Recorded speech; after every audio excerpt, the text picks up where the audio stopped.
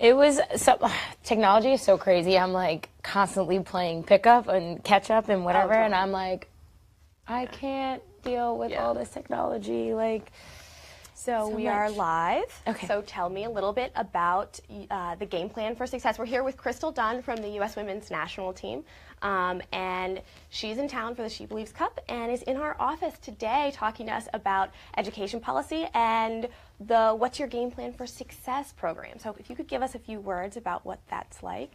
Yeah, so just for me as a young soccer player, I had to balance education and obviously athletics, and it was very difficult. So I definitely had to become organized at a young age to get all my work done beforehand and, you know, turn in assignments early so I can prepare for the next assignment and take exams on the road. So, of course. So I definitely had to make a big plan for, you know, how I wanted my high school career to be because I was missing so much of school. So I think it's very important to be organized and set your goals. And so what would you tell young student athletes about that balance? Because I know it's tempting sometimes to focus totally on your athletic career. Yes.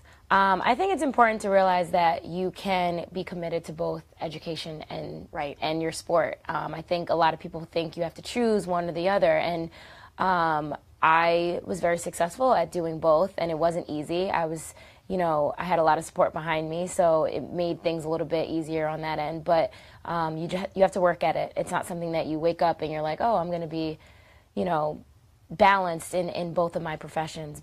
You have to definitely put in the time, you know, have a lot of friends and family, you know, helping you along the way. Yeah, so tell me about, because you played for the youth national team as well, right? Yes. So can you remember any specifically tough experiences? Like you said, you took exams on the road. Yes. At a young age, I was missing up to like 15 days of classes in a month, and that was really difficult, especially explaining to my teachers, hey, I will not be here for 15 days. They wanted to strangle me.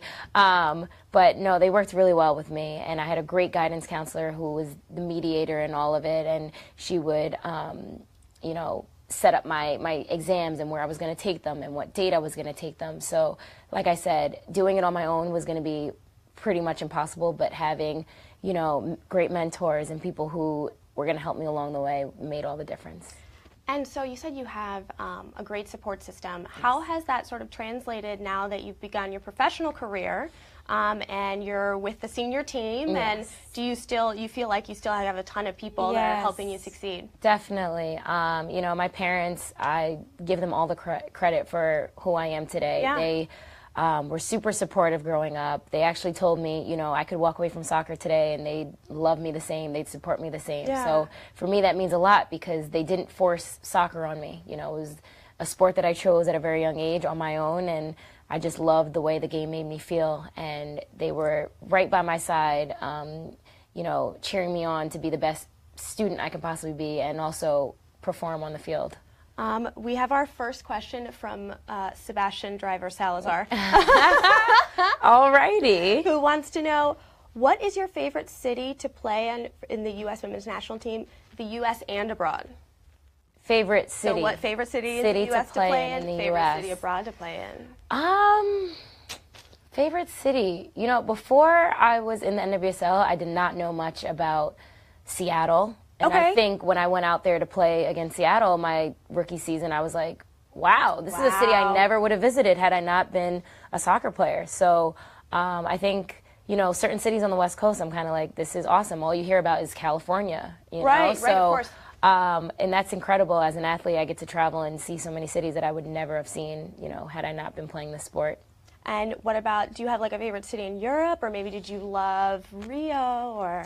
Yes, Rio was amazing, but obviously, given our circumstances, I couldn't enjoy it as much. But now playing for Chelsea, I really enjoy London. It's an incredible city, so much to do, so much diversity.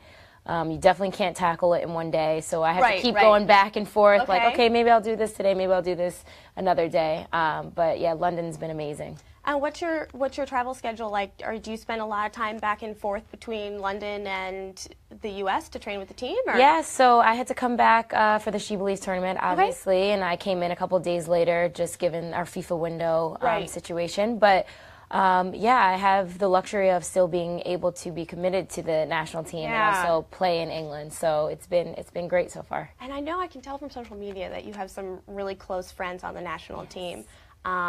So you all keep in touch, and yeah, so it must be nice to see them, right? Yes, I mean, Ali Krieger, I love her to death. She was tweeting at me when I was away, and it made me feel so good because I was like, oh, I'm not forgotten. Someone remembers me, because that is a fear that I sometimes have. Is I'm like, oh, I'm going, overseas. Like I'm not connected to as many things as I felt like I once was. So, when I get tweets from Julie Johnson, Ali Krieger, Kristen Press, I'm kind of like, oh, hi guys, I miss you. And Alex Morgan's also in Europe right now, right? Do you ever? I have no concept of the distance. Do you guys ever see each other? No, we would never probably see each other. She's deep in the season now, and my season basically didn't start yet, and we're starting in a couple of weeks. But she's in her focus stage now. Like she's playing some important games and things like that. But the distance between France and England actually isn't that far of a distance. Okay. So, yeah. And so you played in the She Believes tournament. Yes. Do you have any thoughts to share on that? I know you'd said was not our best. Right. It was a bit of a disappointment, but that's the nature of this game, and so many disappointments are going to happen in your career, and this is just one of them, and I feel like we just have to go back to the drawing board and start again next camp. Yeah, and it's, I think, also a good building moment. Yes. And I was going to ask, so we have people saying, let me know if you need consulting in PR. I think we've got some pretty good PR for the U.S. Women's National Team. And if there's any message that you could send to young female athletes about, gender empowerment and International Women's Day, what would you say to them? I would say don't let anyone limit you. Your worth is just as important as anybody else's, and I think, especially as women, we feel, oh, why apply for this job? I'm not going to get it. They might choose a man over me, or things like that. And I feel like, you have to set the bar really high, or else, if you fall short, your standards are still there, and you just have to keep pushing for change. And one last question before we wrap up. What would you say is the most important piece of advice you got about playing soccer professionally as you were trying to transition to, being a professional soccer player? Yes, I got a lot of good advice, I think, growing up. But I think my college coach, Anson Dorrance, before I left college, he basically embedded in me that this game is filled with risks. So you have to, take that chance, and if you miss a shot, get the next one. You miss a pass, get the next one. And I think as an elite athlete, we focus so much on being perfect, having a perfect game, and there's no such thing, So, you have to just keep taking chances. And especially as a forward, I'm always disappointed if I don't score, but at the same time, I'm kind of like, okay, I have to just stay in it, just keep pushing. Yeah, well, thank you so much. We really appreciate your time. Thank you so much. Thanks, Crystal. Let's see. And then